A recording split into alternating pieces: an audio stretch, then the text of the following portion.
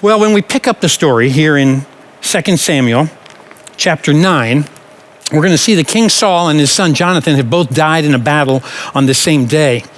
And a number of years have passed, and David has been crowned king, and he's been leading effectively. But after some time, David's mind drifts back to what he had said to Jonathan years before. I want you to listen to 2 Samuel chapter 9, verse 1.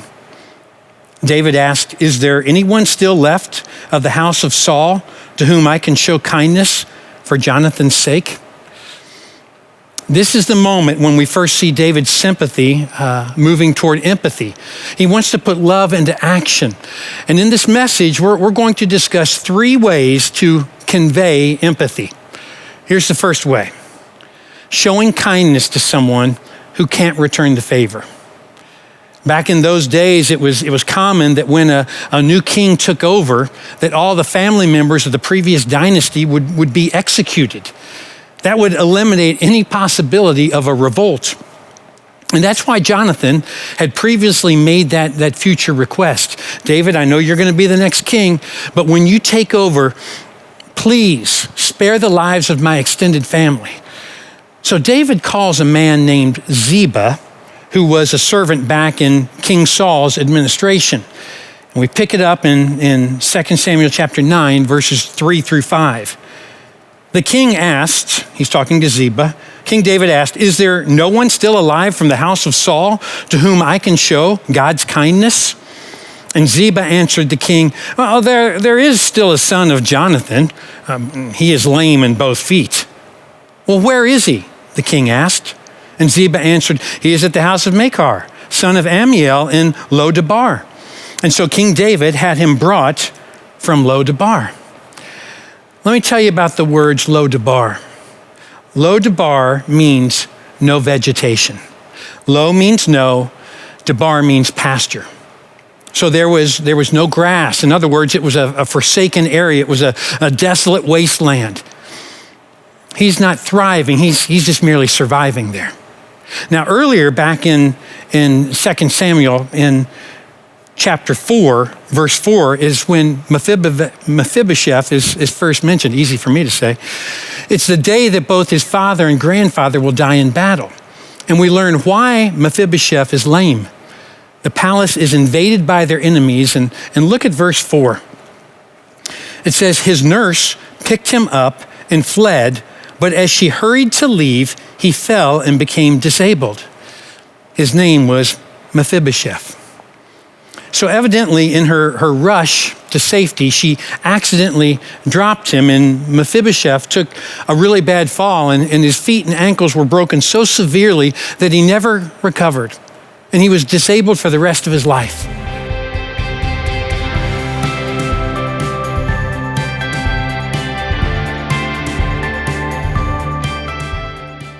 So Mephibosheth is brought before King David, this warrior, this man who killed a lion, killed a bear, and killed a giant. And you miss the significance of this story if you don't feel the terror in this moment. Mephibosheth wisely bows down and says, "At your service, my king." And David quickly sets him at ease. And this is what he says in 2 Samuel chapter 9, verses 7 and 8.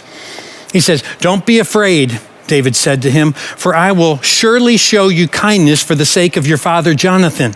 I will restore to you all the land that belonged to your grandfather Saul, and you will always eat at my table." And Mephibosheth bowed down and said, "What is your servant? Yet you should notice a dead dog like me." David doesn't stop there. He calls Ziba back in and he says, "You and your children and servants will serve Mephibosheth. You will take care of all of the land that had previously belonged to Saul and Jonathan, because I'm giving it to him. Oh, and one more thing, Ziba. Mephibosheth will eat every meal at my table with the king's family." And yet Mephibosheth brings nothing to the table. No material possessions, no great skill, no impressive credentials. This isn't a trade-off. You scratch my back and I'll scratch yours. This is David taking a step to become interested and involved in someone's life. Sympathy says, so sorry that you can't walk like everyone else.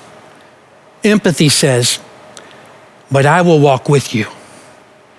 And you're welcome to eat every meal with me at my dinner table in the palace for the rest of your life.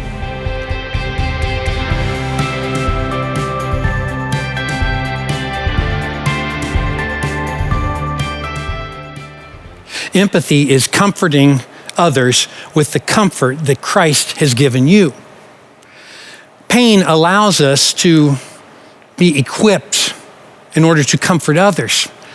And it's hard to see or understand in the moment, but someday you may learn how Christ used your empathy to make a difference. You ever wonder why David was so empathetic to Mephibosheth? Perhaps it's because David knew what it felt like to be overlooked. You say, well, David was a king.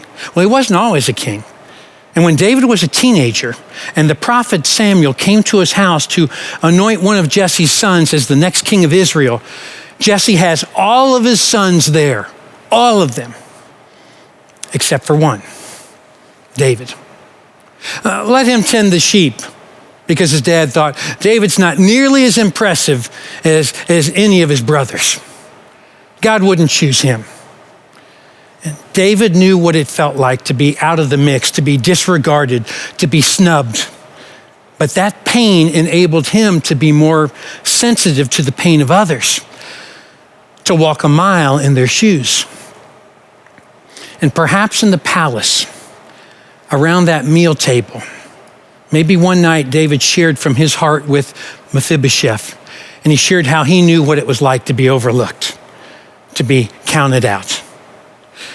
In 2 Corinthians, in the New Testament, in chapter 1, verses 3 and 4, it says, "Praise be to the God and Father of our Lord Jesus Christ, the Father of compassion and the God of all comfort, who comforts us in all of our troubles so that we can comfort those in any trouble with the comfort we ourselves receive from God." When someone goes through pain, if you've experienced something similar and God has brought you through that, then he is counting on you to comfort others with the comfort that you have received from God. Your pain in the past will enable you to help others in the present.